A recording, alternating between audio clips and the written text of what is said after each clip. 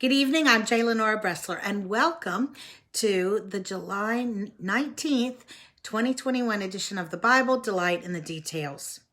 In my adult Sunday school class, I've been teaching on Job, and we've just come to the end of our series. I want to talk to you today about one verse. It is Job 40, and then verse 8.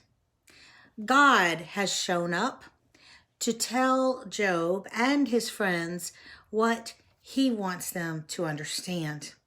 We all know the book of Job. A good man has catastrophe after catastrophe fall upon him. Now, initially, this good and godly man puts on sackcloth and ashes, the appropriate attire for sorrow, and so he is obviously very upset. And yet we are told in chapter 1 that he worshiped God. He had the right response.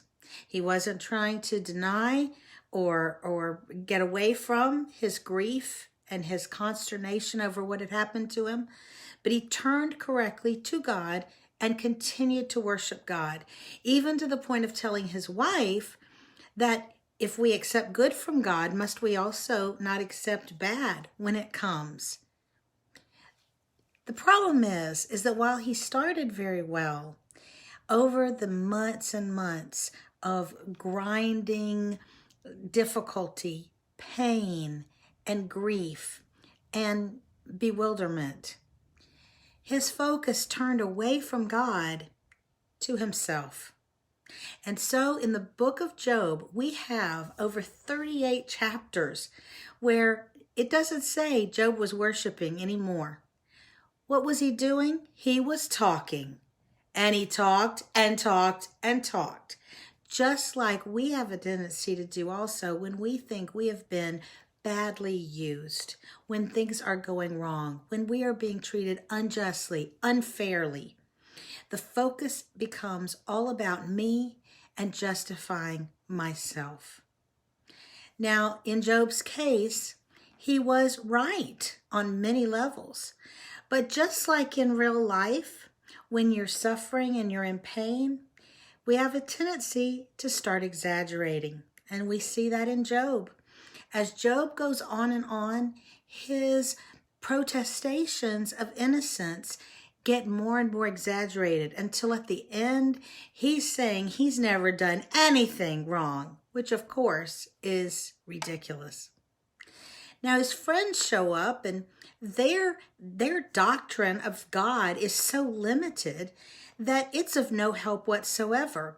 And when that limited doctrine does not align with the real circumstances of Job not being someone who you would think would be worthy of being punished in this way, they have to make up stuff about Job, absolute lies, saying that he's the most terrible of all men who've ever walked the earth, which is clearly not true.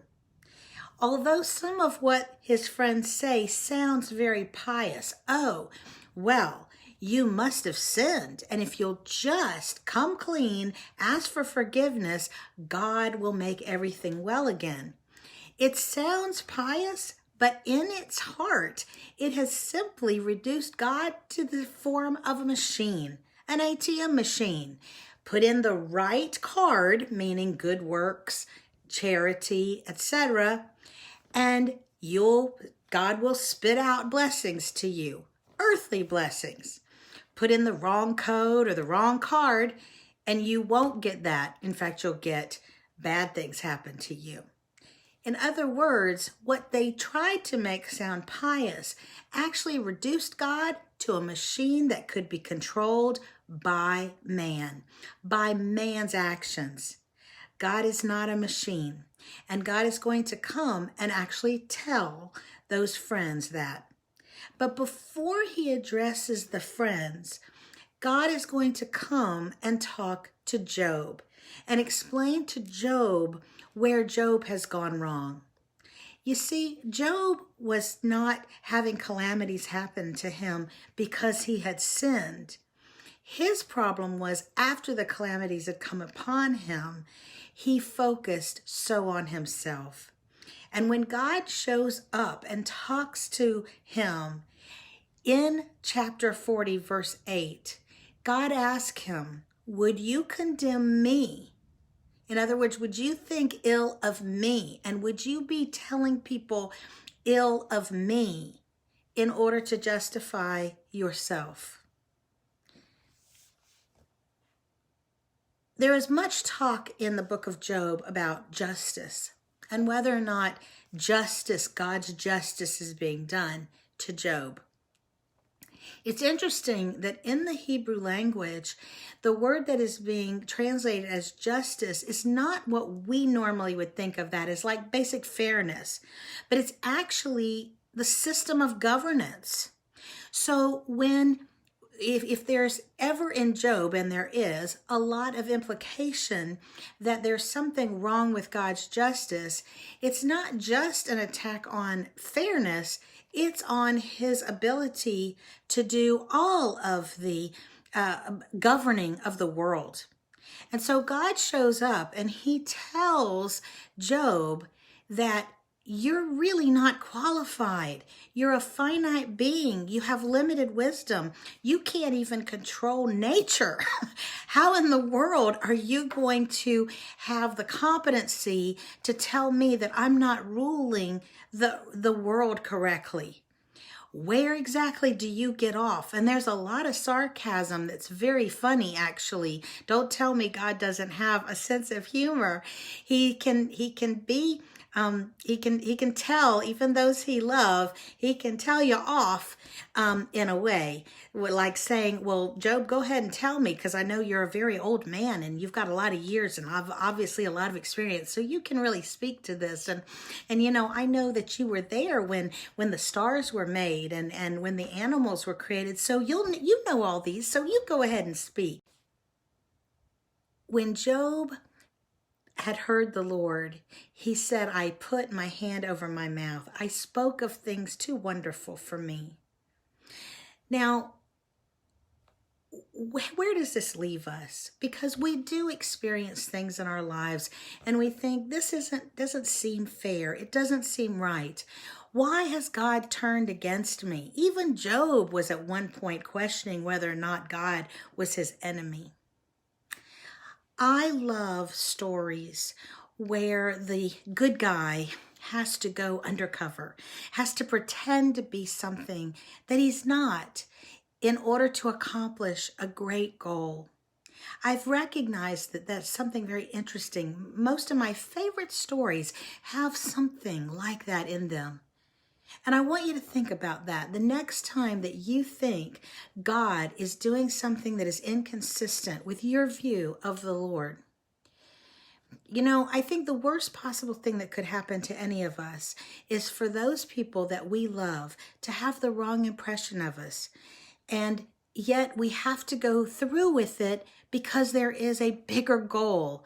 And we hope that our friends and our families will remember what they know about us, our character, even as they may question what we're doing.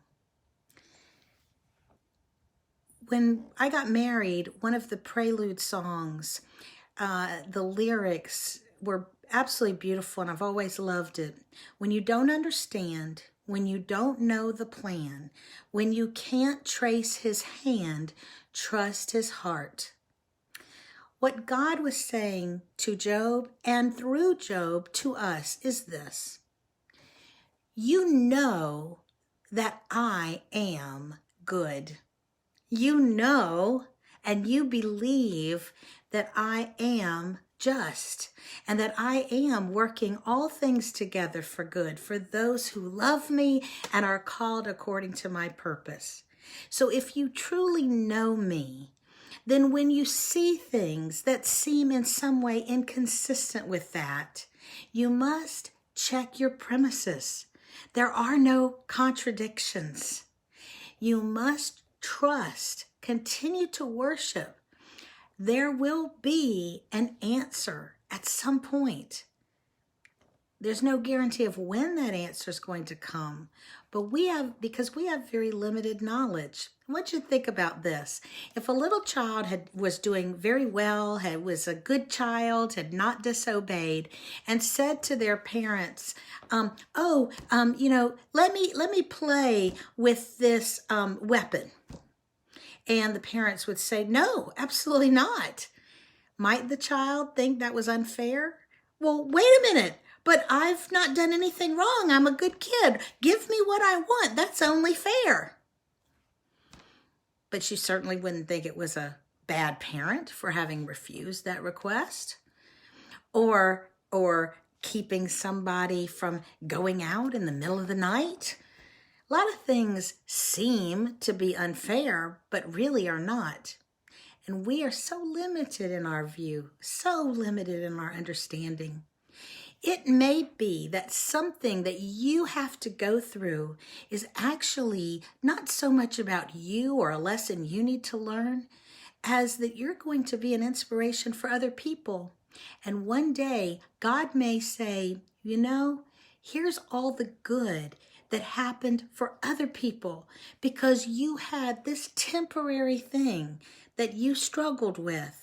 But because of how you acted and the example you set, look at all the good that came from that. And you may at that time very well say, wise decision, good choice. When you cannot see his hand, you must trust his heart. And that is ultimately the lesson of Job. I'm J. Lenora Bressler, hoping that you know that lesson in your own life. Let us all keep it in mind, for we will have many times when we need to remember it. Please join me on the next edition of the Bible, Delight in the Details. Have a great night.